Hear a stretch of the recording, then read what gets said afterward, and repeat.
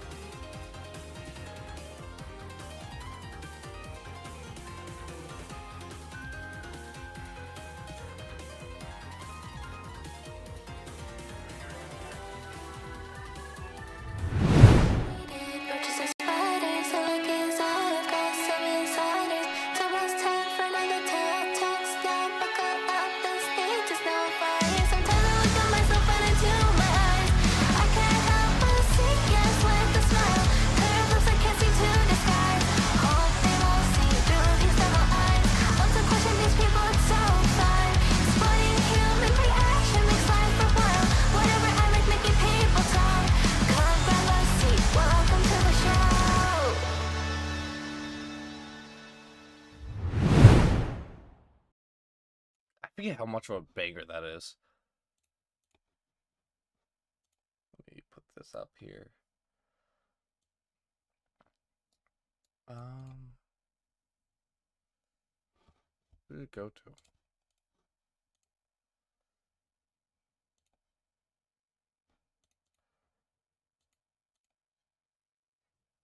Thank you, thank you, thank you.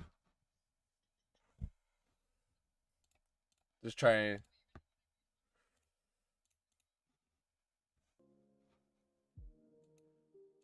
Gotta have some fun with it.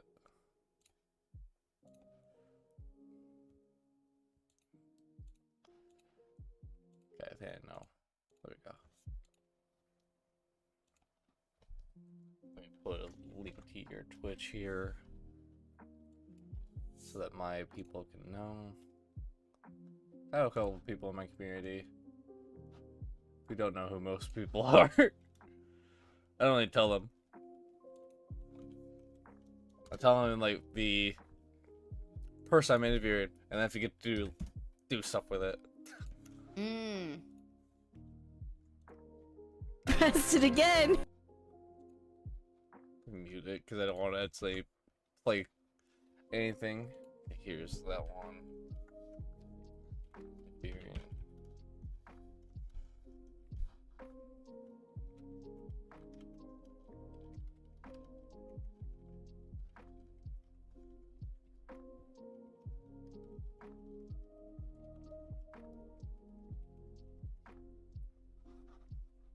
Alrighty.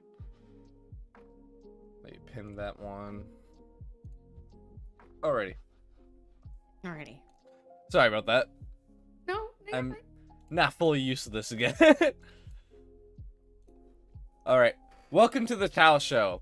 Tao Show is back with a passion. Season 2 is finally here. I thought I might as well start with a new season with a phenomenal guest, an ice queen. So please welcome the lovely Naya. Oh god. Silenix. How are you doing today? I'm fine. If it makes you feel better, I only have the last name because I can't make it both. You can just call me Nania. Nania? So, yeah. Most people just call me by the first name. I'm not most people though. I see that. I gotta go straight into it and hope for the best. Hope my body and brain are ready to pronounce some words, because I most certainly am not. Well, to start out with the very first question, why don't you introduce yourself to the chat? Hello there, chatters. I am resident Snowfall Witch VTuber, Nania Selenix. I am a Yukiona VTuber. I just call myself Snowfall Witch because I used to be a more formidable, different VTuber called Snow Queen, and I was like, that's a bit much for me. So darker and more mysterious. Damn right. Fun. That's desperately more fun. So. Honestly, you're not wrong at all. So what are I stream on Twitch and I do ASMR on YouTube. So. Heck yeah. Yeah. So what's got you into doing ASMR on YouTube?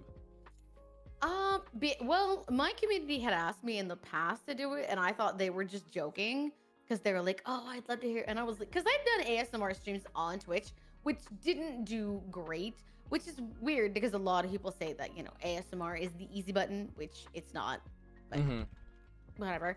So I finally just decided I needed to have something on YouTube, and I thought, what could I do? What could I add that wouldn't take like years of effort for me to try and learn video editing, but would still provide something that my community would want to be interested in? And ASMR was the idea. I uploaded the first one, and within like 5 days, I got like 4K views, and I was like, okay, maybe they're right.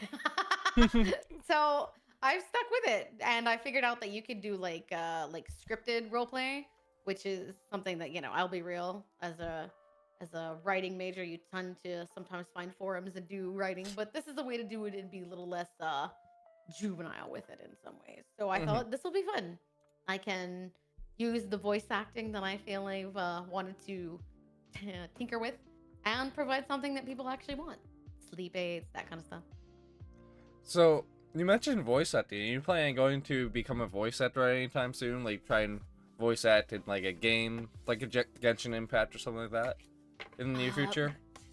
That would be interesting, but to be honest, right now I'm pretty full with my VTubing activities. If I ever stopped being a VTuber and I had like an actual agency or something pick me up, I might consider that. Mm-hmm. But for the moment, I would have no idea. I think the closest I ever got was when I had an opportunity to almost be like do an audition for a bigger studio, but that was about the closest I've ever come. That Yeah. was a few years ago. Fair. So, why don't you tell me where did the name Nania come from? The name Nania is actually considered is a Greek name for one of the like gods and goddesses surrounding death. She's the one that governs funeral rites. And given that it was a sort of informal death of my first persona, I figured it would be a great way to sort of induct the next one. That and it sounded like sort of like a YA novel when I heard it. Nania Selenix in the Veiled City. That sounded to me like a YA novel, which is what I am. I am a YA author in my spare time. What little there is now. So I wanted something that provoked an image for people. And that's what I came up with. What type of author are you? A YA author, young adult fiction author. Oh. Specifically like YA fantasy is what I prefer writing. So have you published any? I published when I was a lot younger. Apparently one of my teachers submitted something that ended up being put into a book. But otherwise, no, I'm still in the midst of trying to write my magnum opus mega novel. How's that coming so far? You know, it has been rewritten numerous times because I started it when I was in like high school, and then I kept it with college, and I've now graduated college, and it's something that I still have, and I write a couple lines in when I have time, but I have desperately less time lately. Yeah, I feel that one. I know. When I was a little younger, I planned on writing a superhero book. Well, that's cute. But it didn't go so well. I completely forgot about it at one point. And then when I realized that I did it, I was like, it's a good idea, but I don't know where I was taking this. I kind of just put it to the side. I wanted to do like a stream where I go over like a couple of the books I wrote as a kid. Cause they're not great. Like, I mean, I think that's what it's going to be, is you'll write something and then you'll fall in love with it and realize you can improve on it when you get older. But, you know, like they're fun ideas. Like, I think obviously they wouldn't go well, especially, which is why I had to rewrite it. Cause, the very first one involved like Deadpool, stuff like that. So I couldn't, I couldn't actually release that. It was too good. Yeah, I get what you mean. Yeah. It was too good. But they weren't great, but I think one of the ideas I had was the second book of the franchise I was doing involved, like, at the very end, he fought his clone, and then he beat his clone. But then he found out his girlfriend betrayed him. I don't remember exactly how I went with it, but his girlfriend betrayed him and wanted his power, so I don't remember exactly how I went about it. It was an interesting concept, but I don't remember anything from it. So I want to know, because I have the book in like a folder somewhere. Once I find it, I'm planning on reading it at some point. I think that's one of the fun parts, is reading back on the stuff that you've written when you were younger and being like, oh, I had such big ideals, but I can make them better. So what about you? What in terms of the book, like, do you mind me asking, like, what's it about? Sure. Well, adult I don't stuff. mind you asking. I'm just trying to figure out a way to explain it that doesn't literally give away like the main plot point. True. Because it's technically like a secret, but the shortened version is that it takes place somewhat reminiscent of like the French Revolution, sort of like in the idea of, certain people, even nowadays, certain people can tie their bloodlines back to like certain monarchs and, titles and stuff like that. Sort of the idea of like an underground society that believes that we should divert back to being in the old ways of those that have like ruling blood who actually rule society. So it's sort of an interpretation on what if those people never really let go of those archaic ideals? What could they do? What would they do? How might they extend their power, and how might they use it? to, an active force over everybody else's lives. So So has writing always been a passion for you? that's the funny thing. It has been. I was I wrote fan fiction. I will be real. I used to write in notebooks. I used to write fan fiction ever since I was in like the 5th grade. Mm-hmm. Some of it, I look back now and go, what was I thinking? But it still helped to pave a path to where I am now. And I feel comfortable finally with my style. Because went to a convention, Dragon Con. It's the biggest one in like the Southeast. And there was a writer there. Her name was Mercedes Lackey, and she said sometimes you will have an idea that you don't have the ability to put on paper in a way that you like when you come up with the idea, but that doesn't mean that it's a bad one. It just means that maybe you need to grow as an author. And I feel like that's the story that I have now, is that I've written it, but I wasn't able to put it on paper in a way that I felt comfortable with until like within like the last 3 years. Yeah. So, Which is fair. I know, when it comes down to writing and stuff, it can be hard. It's kind of hard to put your words down there. Because there's sometimes where I'm writing a script for a YouTube video, where I have bullet points, and now I gotta figure out how I'm gonna put these in here. And it's a pain in the butt sometimes. No, you have to figure out how you're going to connect the dots in the way that the reader will stay with. Yeah, I get you.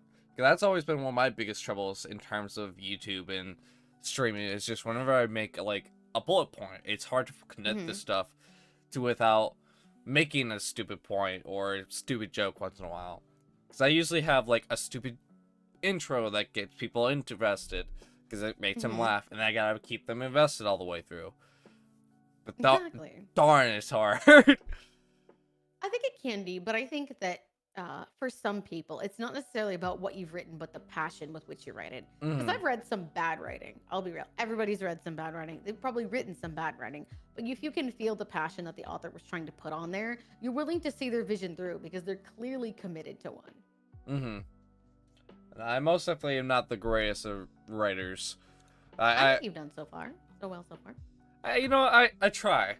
Most of this is unscripted, so I'm hoping that I can, unscript my way through a interview half the time. The only thing that I scripted, usually like bullet points in terms of like how I interview people, and I just go off of whatever they answer. So let's go over. What was that? That's a good way to do it. I think that's improv. Usually that's a very creative skill that not a lot of people have, is to be able to take what someone's saying and make something from it that's still entertaining to watch to people that may be joining at any point during a stream. Kind of just improv my way out of a lot of situations. Yeah. So let's go over to Twitch. When did you start using Twitch for streaming? That's a bit of a hilarious story. I originally streamed on Twitch under another account about a year before I became a VTuber because I didn't know anything about Twitch. And I realized very quickly I didn't really want to be a face cam streamer because I don't wear makeup. I've just never been someone that I felt like wanted to use makeup. But that was what I saw, is that if you wanted to get anyone to stop in, you had to be like super like done up and pretty. And I was like, I'm too lazy for that. So I basically was like, forget it. I'll come back one day. And then a friend of mine sent me a clip of a VTuber and was like, and I was like, that's all VTubing is like having a model and saying things that are kind of like suspicious. Oh, I could do that. And then I figured out, like, I knew nothing about VTubing. I took a very, very harsh crash course over like 2 months. I learned what a debut was. I did not do really a very good. I thought your debut was like your first stream. I learned later on that's not what it was. But I did like a model reveal. I got a Vroid model. And my very first stream was on March 5th. I just went live. And the funny thing is, I think like the first day, I got no followers. The second day, I got a follower. And then I think the third day, I started playing Danganronpa. And that follower, I remember their name now. Their name is Samurai_Black. They have been with me almost 3 years now. They have been to 85, if not 90% of my streams. So I clearly have done something right if I've managed to keep one of my my first 15 followers. You've been doing this for 3 years so far. 3 years in March, yes. As soon as I think it's September or October for me, October 5th, I will be doing for 4 years. Wow, congrats. But YouTube, I've been doing it for since. Wow, have you been enjoying it? Yes, and yes and no. I enjoy it That's a fair. lot as a hobby, Mm-hmm. but it's hard for me to enjoy it because I have so much outside of this in terms of like what I do for my Yeah. actual job and stuff Yeah, that makes sense. that it's almost impossible to keep up with stuff. Because I know last year, I can say this now a little bit more. Last year, I actually was struggling a lot with Mm-hmm. different things that were going on throughout my life, different changes that I never Sorry. thought would happen. Mhm. None of them not all of them are bad. Like generally not ain't most of them are bad. It was actually more positive things that I started looking at negatively. Because I was already in a depressed state at this point. But it changed for me around March. I'll go into that a little bit later when we get into more of the rougher questions. Mm-hmm. But I started struggling going on and off. And my friend actually told me that if I kept up what I was doing previously at March, I would have ended up with over 2,000 subs from Mm. my 500. But I completely lost uploads because I never took advantage of one of my videos, which was a YouTube short that got me 150k views. Oh, wow. So for a small channel like mine, having that and then that doubled Yeah. my subscriber count, I just never kept up on it, Mm-hmm. which sucks. But sometimes you gotta take care of yourself more. Yeah, exactly. You can find more subscribers. You can't find better health all the time. Oh yeah, and anyways, I'm not that worried about like making this a full-time job because most of the stuff I'm doing outside of work is plenty for me right now. Because I mean, I'm becoming a real estate agent, and I'm Wow. an assistant manager, Nice. so I make enough to kind of sustain myself. So I do Good. have more questions about Twitch. Were you always a VTuber? Or... Yes, I have always been a VTuber. I have not even showed my hands. Fair. I plan on doing a hand cam stream, but I have to figure out how to do it because I don't want to accidentally end up like knocking my crap over and being like, "Whoops!" Hi, knocking your camera over and finding out. Oh, hey, Yep, this is what you that look is like. genuinely a small consideration that I have to be careful of. I know. I started using my face cam a lot more. I'm not that. For myself, I'm not. I don't really mind people seeing my face because it doesn't really matter to me. As much as it used to. I was super paranoid during my first start that every time I had anything to reveal about myself, like even a name, I immediately went straight into deleting the VOD, ending the stream, and restarting the stream. I was like, no one can see who I am. That's impossible. They go on Facebook, they see me exactly. I'm like, I can't let that happen. And now I've got to the point where they're just, people can see who I look like. I look good. I look even better than my person on the camera half the time. And I also have people on my walls, apparently. Okay. When you look back on, like, your old self during Twitch, what would you, how do you feel about that past self? I feel like I had a lot of hope.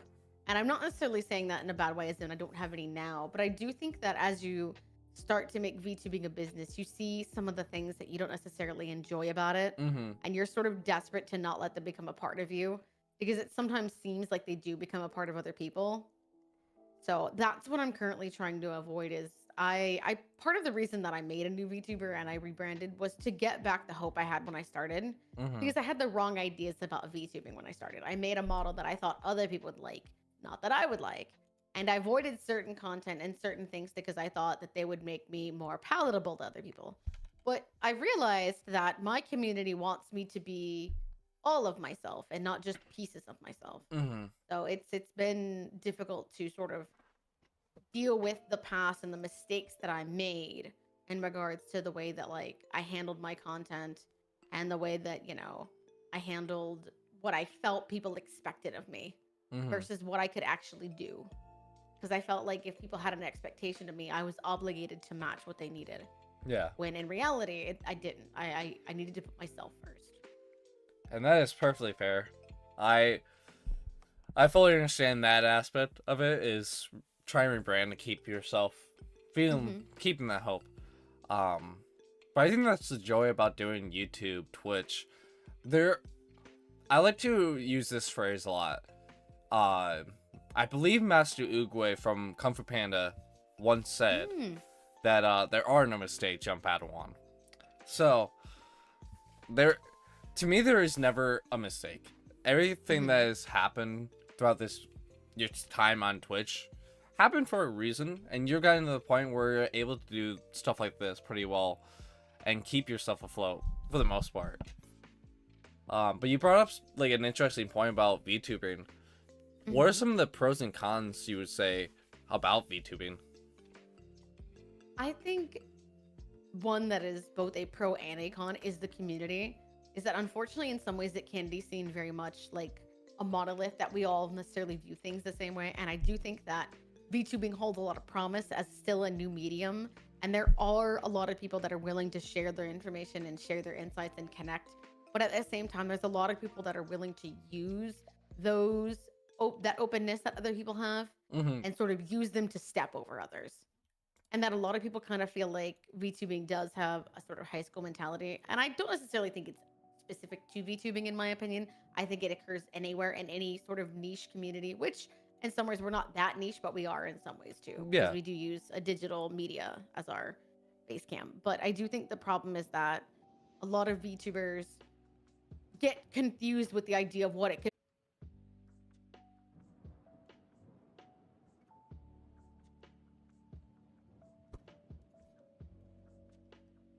Hello?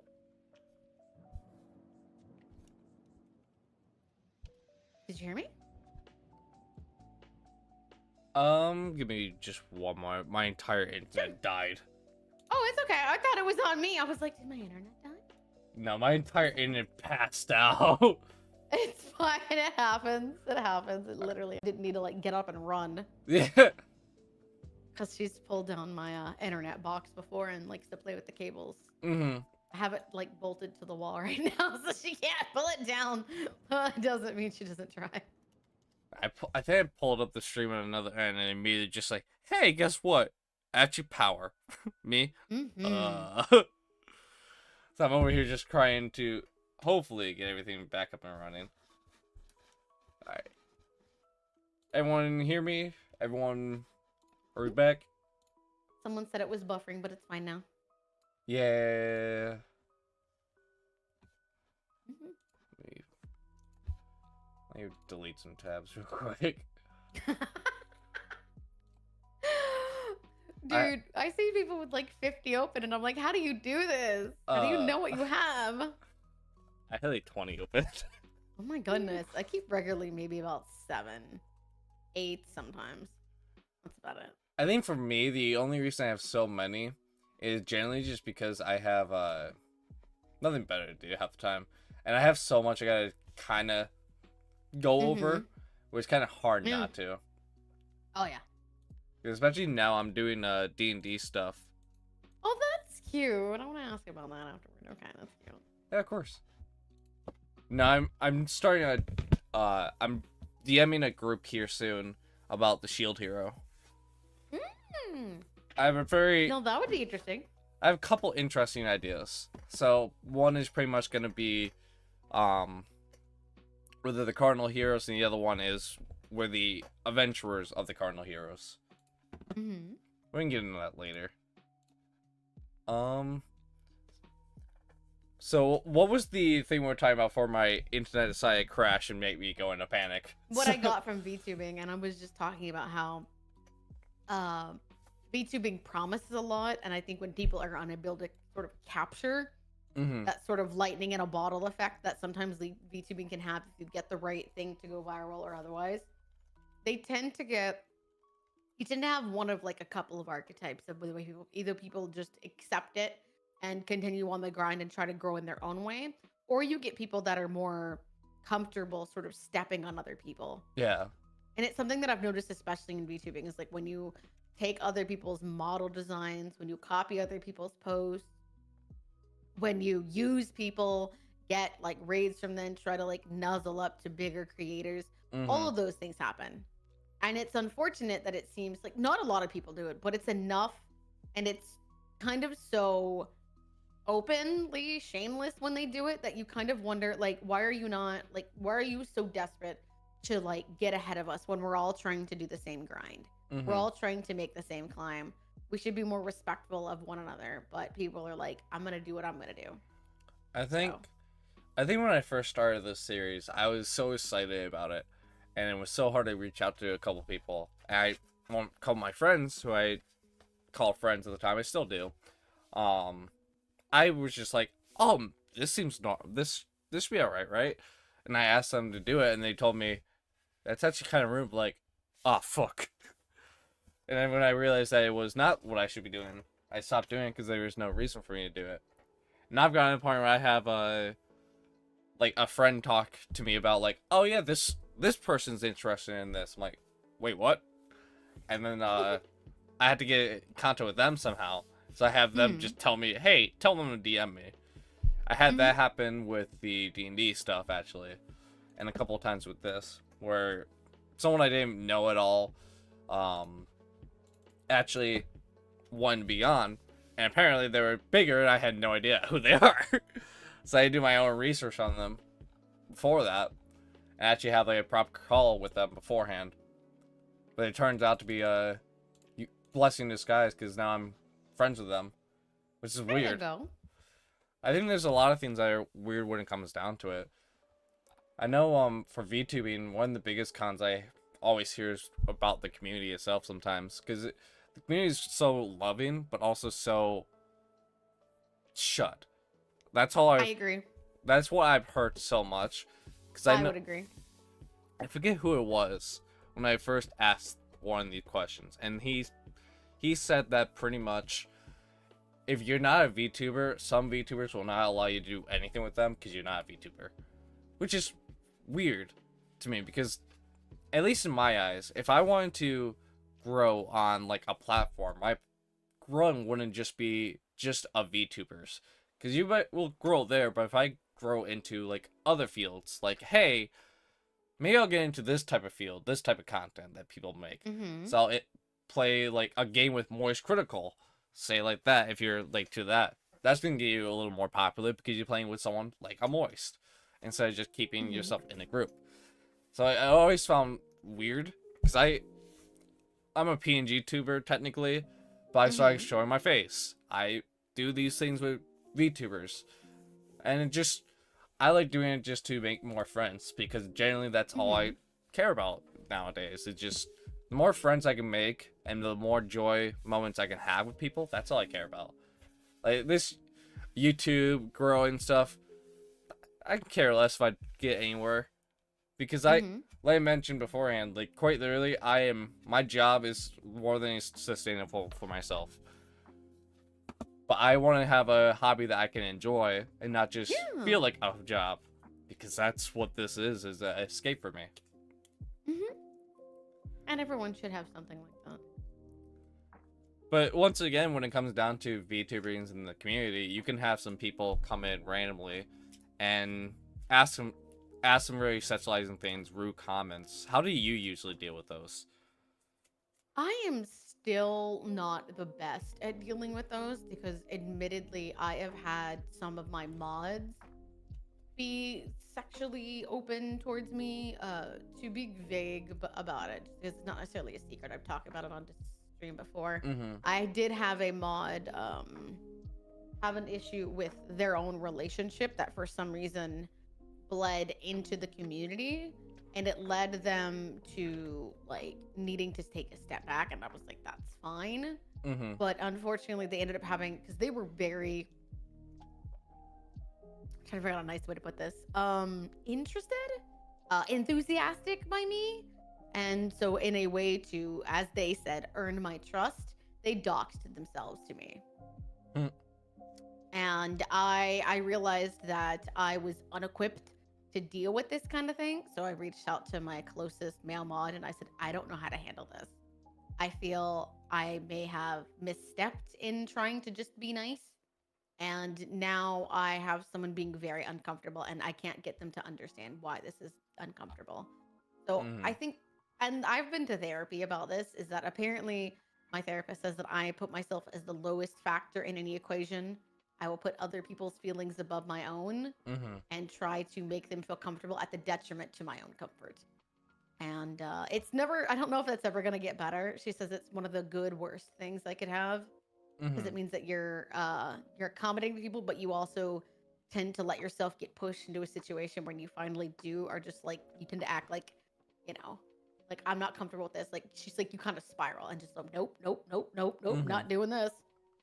So I don't know if there's ever a way that I'm gonna get comfortable with it because I want people to be accepted, but I do think that some people tend to have nefarious intent that can take a while to become evident. Mhm. I know it's actually kind of funny you said that one because that actually happened to me last year.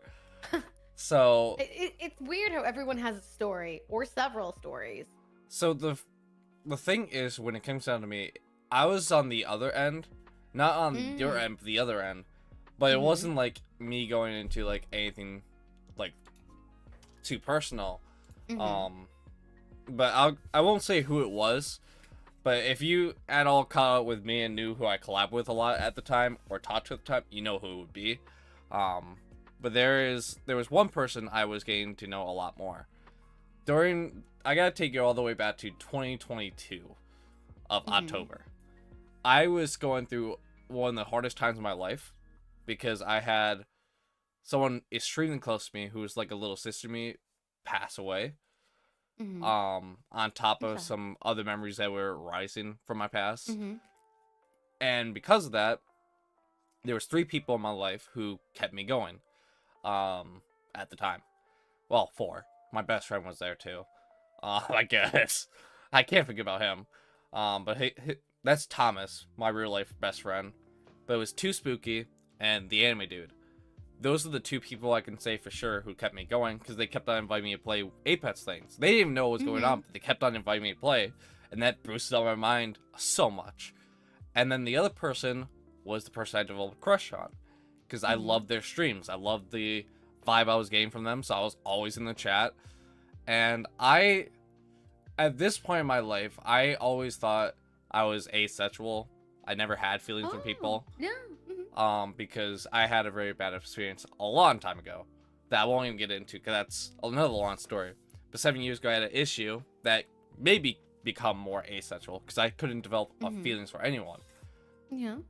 Fast forward to March, I do my tournament with this person, Mm-hmm. and it wasn't until this point when I really noticed that hold on, why is my streaming working? Yeah. Looks fine on my end. I can still see it. Was more or less I Mm-hmm. had a challenge that if I didn't hit 1,000 damage during like a certain event, I would then take a shot of hot sauce. There was one point when I'm talking to the person here that I got like butterflies in your stomach, Hmm. Okay. and I always thought to me during that time was just like, oh, it must be the hot sauce. It must be the hot sauce. Must be the hot sauce, right? Yes, there you go. Hot sauce gives you butterflies, chat. Now you all And then know. I go on and I do an interview with her. I get the same feeling. I'm like, what the heck? The hot sauce? I didn't have hot sauce today. So I'm having like a mental breakdown because I never thought it would be possible for me to actually find an interest or even do that.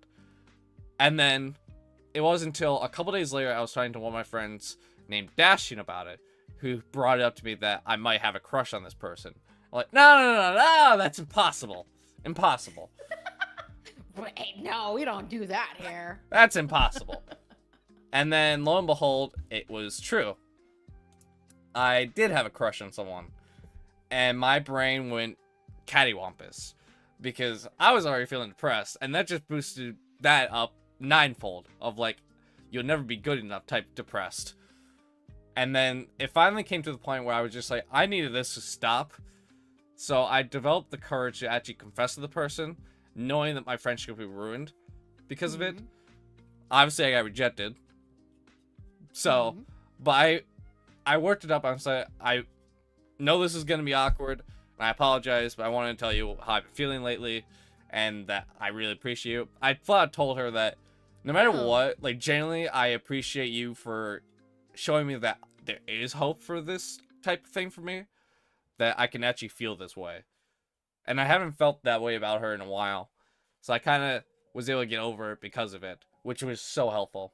Because the person who did it was so kind about it. Mm-hmm. So I really appreciate it. She actually let me down very easily, so it didn't really Yeah. cost me a lot. Yeah, I That think makes in sense. most situations, adults can resolve things like that. Because I think the problem comes when people don't take the idea. Like I will be honest. Sorry I about think going that too far some. into that topic, because my It's brain okay. went all cattywampus for a moment there. It's okay. I understand. I was just gonna comment that I do feel like most VTubers need to kind of understand that Give me sometimes one moment. community members are gonna sure. I'm having trouble hearing. Sure.